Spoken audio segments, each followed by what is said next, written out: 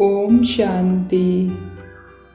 बाप के रूप में हर समय बधाइयाँ देने वाले, शिक्षक के रूप में हर समय शाबाश शाबाश का बोल बोल पास विद ऑनर बनाने वाले, मौजों के जीवन देने वाले शिव बाबा की 8 मई 2022 रिवाइज डेट है 31 दिसंबर 1990 की मुरली से होमवर्क। आज बाबा हमें समझा रहे हैं कि तपस्या अर्थात बाप से मौज मनाना, मिलन की मौज, सर्व प्राप्तियों की मौज, समीपता के अनुभव की मौज, समान स्थिति की मौज। तो बाबा कहते हैं सदा याद रखो कि हर घड़ी मौजों की घड़ी है, मौज ही मौज है ना। क्या है हर घड़ी मौज ही मौज या कभी मूंझ जाते हैं? बाबा कहते हैं संगम युग मौजों का युग है। तो हमें चेक करना है कि कहाँ कहाँ मैं आत्मा मूंझ जाती हूँ या सारा दिन बाबा के मिलन की मौज में रहती हूँ। बाबा ने कहा कि तपस्या रूहानी चुंबक है जो दूसरी आत्माओं को भी शांति और शक्ति का अनुभव कराती है। तो बाबा ने कहा कि इसके लिए आपको अपने अनुभव हो दूसरी आत्माओं को, इसके लिए नवीनता लानी होगी। क्या नवीनता लानी है? बाबा ने 5 चीजों में नवीनता कही। पहली है मनसा संकल्प में। तो पहली चेकिंग बाबा ने कही कि मनसा सेवा अर्थात शुभ भावना, शुभ कामना की विधि द्वारा कितना वृद्धि को प्राप्त किया।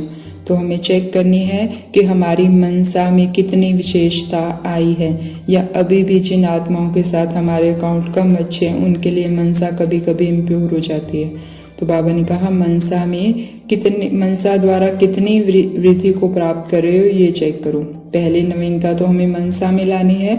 दूसरी नवीनता बाबा ने कहा बोल में। बोल कैसे हो? मधुरता, संतुष्टता, सरलता की नवीनता बोलों में लानी है। बाबा कहते हैं ब्राह्मण आत्माओं के बोल साधारण नहीं हो सकते। तो हम साथ साथ चेक करते रहेंगे कि क्या मेरे ब्राह्मण जीवन आने के बाद, बाबा ने मुरली शुरू होते ही कहा कि नई नॉलेज के द्वारा नया जीवन, नई वृत्ति, नई दृष्टि, नई सृष्टि का अनुभव करते हो। तो क्या ब्राह्मण बनने के बाद मेरे ये इन चीज़ों में नवीनता आई है? पहली नवीनता संकल्पों में आई है, दूसरी नवीनता बोल में आई है, या अज्ञानी आत्माओं जैसे ही बोल होते हैं? तीसरी नवीनता हमें चेक करनी है कर्म में। क्या कर्म में इतनी नवीनता आई है कि कर्म का अप्रत्यक्ष फल और भविष्य फल भी अनुभव हो? चौथा बाबा ने कहा संबंध संपर्क में कितनी नवीनता आई है ये चेक करो। बाबा ने कहा संबंध संपर्क में नवीनता कब आएगी? जब दाता के बच्चे मास्टर दाता बन इस स्मृति में रहेंगे कि मुझे तो हर आत्मा को देना ही देना है। किसी को उमंग उत्साह, किसी को हिम्मत, किसी को शांति, किसी को शक्ति, किसी को खुशी। बाबा कहते लेकिन मास्टर दाता बन देना है, लेने के संस्कार अब छोड़ने हैं। तो संबंध संपर्क में क्या नवीनता लानी है कि हमें देना है। क्या हमारी ये नवीनता आई है? 5वीं नवीनता बाबा ने कही स्वभाव संस्कार में।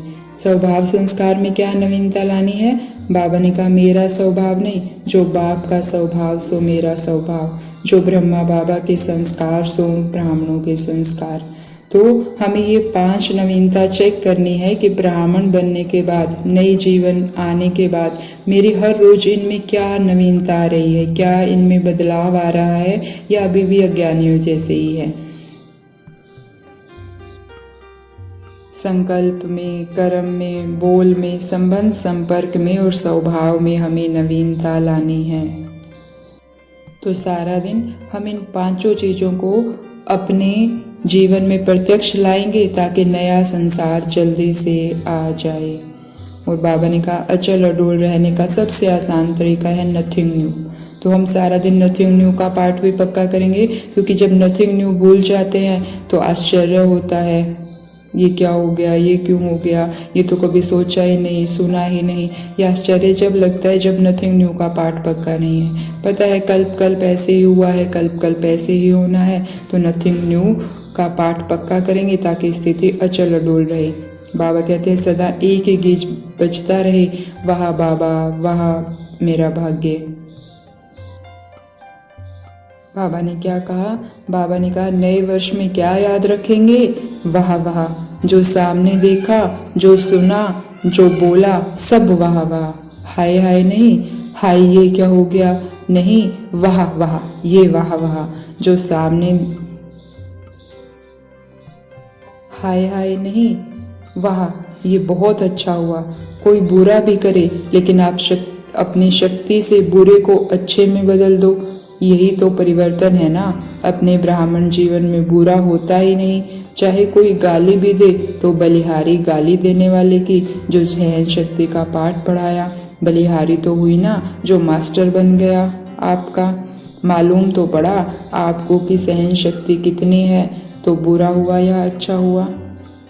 बाबा सीधा कह रहे हैं कि ब्राह्मणों की दृष्टि में बुरा होता ही नहीं। तो आज हम ये पाठ पक्का करेंगे ब्राह्मणों के लिए, क्योंकि स्वयं भगवान हमारा पिता है। कुछ बुरा होता ही नहीं। मुझ आत्मा के लिए कुछ बुरा हो ही नहीं सकता। मुझ आत्मा के लिए कुछ बुरा हो ही नहीं सकता। बाबा ने कहा है कि अगर कोई हमें बुरा भी कर रहा है तो उसमें कहीं ना कहीं वो हमें शिक्षा दे रहा है, हमें अपने देवत्व की ओर ले जा रहा है। वो हमें सिखा रहा है कि अभी ये कमी है और इसको भी पूरा करना है। तो सारा दिन वाह वाह ये भी बहुत अच्छा, वाह वाह ये भी बहुत अच्छा, इसमें भी कल्याण है। आज बाबा हमें सफलता का सितारा बनने का तरीका भी बता रहे हैं। बाबा कहते हैं कार्य में कार्य करने से पहले ही यह निश्चित रखो कि मेरी सफलता है ही है। सफलता मेरा जन्म सिद्ध अधिकार है। बाबा ने कहा जितना जितना मास्टर सर्वशक्तिमान की सीट पर सेट रहेंगे उतना शक्तियाँ सदा ऑर्डर में रहेगी, और जितना ऑर्डर में रहेगी उतनी सफलता मिलेगी ही मिलेगी। तो आज मैं सफलता मूर्त आत्मा हूँ। मैं अपनी जीवन में नवीनता लाने में सफल हूँ। मैं नथिंग न्यू का पाठ पक्का करने में सफल हूँ। मैं वाह वाह के गीत सारा दिन गाने में सफल हूँ। मैं सफलता मूर्त आत्मा हूँ। आज बाबा ने हमें अलौकिक फरिश्ता भव का वरदान भी दिया। बाबा ने कहा कि जितना संकल्पों को शुद्ध रखेंगे और संग को जितना श्रेष्ठ रखेंगे उतना हल्के रहेंगे और खुशी की डांस करने वाले अलौकिक फरिश्ते बन जाएंगे। और बाबा ने कहा सबसे शुद्ध संकल्प है रोज की मुरली। मुरली में जितने शुद्ध संकल्प आते हैं उन संकल्पों में अगर हम अपने आप को बिजी रखेंगे और बाबा के संग रहेंगे तो बाबा कहते हैं हल्के रहेंगे, और ये हल्कापन सदा खुशी की डांस कराता रहेगा, क्योंकि शुद्ध संकल्प हल्के हैं और व्यर्थ संकल्प भारी हैं। इसीलिए सदा शुद्ध संकल्पों में ही रहना है, तब कहेंगे अलौकिक फरिश्ते। तो आज बाबा ने हमें इतने शुद्ध संकल्प दिए हैं। सारी मुरली ही हम 2 बार 3 बार पढ़ेंगे, तब हम उस पर गहराई से चिंतन करेंगे तो हम उसका स्वरूप बन जाएंगे। इतने ज़्यादा बाबा ने आज शुद्ध संकल्प दिए हैं कि हम एक बार पढ़ के उन सब को जीवन में नहीं ला सकते। तो हमें कोशिश करके मुरली को 2-3 बार पढ़ना ही है और मुरली का स्वरूप बनना है। तो ऐसी सहज योगी अलौकिक फरिश्ते बनने वाली डायमंड जीवन जीने वाली आत्माओं को डायमंड ओम शांति। शुक्रिया मीठे बाबा, शुक्रिया।